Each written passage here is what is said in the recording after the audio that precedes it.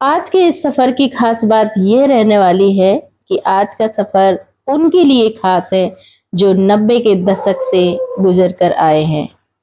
यदि आप में से कोई भी मेरी इस बात को सुन रहा है, जिसने 90 के दौर को जिया है, तो इस कहानी को, इस वीडियो को अंत तक ज़रूर देखिएगा, क्योंकि ये बहुत ही ख़ास वीडियो है उन लोगों के लिए, जिन्होंने अपने जीवन में ढेर सारी कहानियाँ सुन रखी हैं। या यूँ कहिए कि हर शाम हमारी जब हुआ करती थी, तब बस हम इस बात का इंतज़ार करते थे कि कब हमारी दादी, नानी, दादा या दादी हमें कोई कहानी सुनाए और हम बस उन कहानियों के लोक में खो जाएँ। तो दोस्तों, कहानी का शाब्दिक अर्थ तो आप सभी जानते होंगे कि जो कही या सुनी जाती है वही कहानियाँ होती हैं। लेकिन क्या आप ये जानते हैं कि कहानियाँ हमारे जीवन में एक ऐसा रोल अदा करती हैं, एक ऐसी कड़ी निभाने का काम करती हैं, जो हमें एक लोक से दूसरे लोक में ही पहुँचा देता है। देखिए, आज तो हमारे पास कहानियों को जानने के कई सारे साधन हैं, जिसमें सबसे बड़ा साधन हमारा विजुअल वीडियोस जो हम देखते हैं वो है। लेकिन एक दौर था जब हम कहानियां सुनते थे, और कहानी कहने वाला तो हमारे पास एक होता था, लेकिन जितने भी लोग कहानी सुनते थे वो सभी अपने आप में वो कैरेक्टर्स बना लेते थे, जिनके बारे में हमें सुनाया जाता था। तो कितनी अच्छी होती थी वो समय कि हम अपने हिसाब से अपने कैरेक्टर्स बनाते थे, हम अपने हिसाब से उस लोक में पहुंच जाते थे, उसमें डूब जाते थे, खो जाते थे। इतनी मधुर होती थी वो कहानियां कि ना हमें किसी टेलीविजन की जरूरत पड़ती थी, ना ही हमें किसी वीडियो की जरूरत पड़ती थी। केवल हम शब्दों के सागर में डूब करके उस दुनिया तक पहुंच जाते थे, जिसका आनंद ही कुछ और हुआ करता था। तो ये है कहानी की असलियत। चलिए, इस वीडियो में आपको ऐसा कुछ नहीं दिखाई दे रहा होगा जिसमें आप कोई कहानी में डूब जाएं, लेकिन जैसे मैंने कहा कि कहानियां कही और सुनी जाती हैं, तो आप बस अपने ईयरफोन को लगा लीजिए कानों में, या अपने मोबाइल को रख लीजिए अपने पास में, और सुनिए एक खूबसूरत सी कहानी।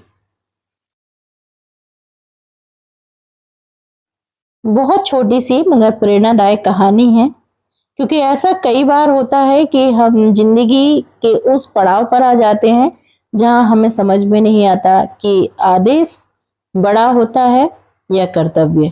कई बार हमारे सामने हमारे अपनों के या बड़ों के आदेश होते हैं, लेकिन उससे परे हमारे कर्तव्य उन आदेश के आड़े आ जाते हैं। तो हमें किसका पालन करना चाहिए? तो एक समय की बात है कि हिमालय की तलहटी में एक छोटा सा सैनिक कैंप था। वहां तैनात था सिपाही अर्जुन। बड़ा ही ईमानदार, बहादुर और हमेशा आदेश का पालन करने वाला जवान था। एक दिन बर्फबारी के बीच अचानक रेडियो पर संदेश आया कि सभी जवान तुरंत कैंप छोड़कर नीचे की ओर लौट आए। तूफान तेज होने वाला है। यह एक आदेश था, और सैनिकों के लिए आदेश ही नियम होता है। अर्जुन ने भी अपना सामान समेटना शुरू किया, पर तभी उसे याद आया कि पहाड़ी की दूसरी ओर एक चरवाहा बूढ़ा आदमी और उसकी कुछ भेड़ें रहते हैं। तूफान आने पर वो जरूर फंस जाएंगे, क्योंकि उनके पास तो संदेश पहुंचाने वाला कोई साधन था ही नहीं।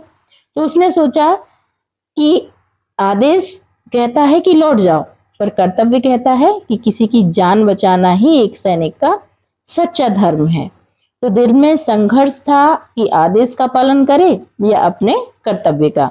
आखिरकार अर्जुन ने निर्णय लिया, वो जाएगा, चाहे सजा मिले तो वो सजा झेलने के लिए भी तैयार था। वह बर्फ में धंसते हुए उस बूढ़े चरवाहे तक पहुंचा। बूढ़ा बेहोश पड़ा था, भेड़ें बिखरी हुई थी। अर्जुन ने उसे अपने कंधे पर उठाया और कई किलोमीटर तक बर्फ में चलता रहा, और आखिरकार उसे सुरक्षित कैंप तक ले आया। सुबह जब तूफान थमा तो कमांडर आया। उसने पूछा, अर्जुन, जब सब नीचे लौट रहे थे तो तुमने आदेश की अवहेलना करके वहां पर रुकने का निर्णय कैसे लिया? अर्जुन ने शांत स्वर में कहा कि सर आदेश मेरा धर्म है पर कर्तव्य मेरा भगवान। कमांडर कुछ पल चुप रहा, फिर उसकी आंखों में गर्व झलक आया जब उसे पता चला कि उसने आदेश का पालन क्यों नहीं किया था। उसने अर्जुन के कंधे पर हाथ रखकर कहा कि आज तुमने सिखाया है कि आदेश सेना को मजबूत बनाता है पर कर्तव्य इंसान को महान बनाता है। तो कैसी लगी आपको ये कहानी जरूर बताइएगा। धन्यवाद।